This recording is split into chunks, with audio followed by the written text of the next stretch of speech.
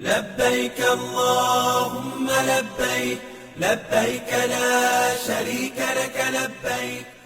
Suasana haru menyelimuti rombongan pertama jemaah haji Indonesia saat menjalani umrah perdana di Masjidil Haram pada Sabtu 10 Mei 2025. Jemaah dari kloter JKG 01 tiba di Masjidil Haram sekitar pukul 20.00 waktu Arab Saudi. Pantauan reporter Media Center Haji begitu memasuki area mataf dan melihat Ka'bah untuk pertama kalinya, banyak jemaah tak kuasa menahan tangis.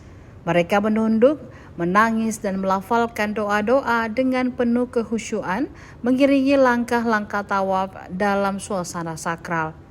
Momen tersebut menjadi puncak kerinduan panjang setelah bertahun-tahun menanti giliran berhaji. Sejumlah jamaah terlihat menggenggam tangan pasangan atau memeluk sesama jamaah, sembari terus menatap ke Ka'bah dengan air mata yang tak terbendung. Secara bertahap, gelombang pertama jamaah haji Indonesia dari Madinah mulai masuk ke Mekah, sementara gelombang kedua 16 hingga 17 Mei akan datang dari tanah air Jeddah, lalu ke Mekah, kemudian ke Madinah.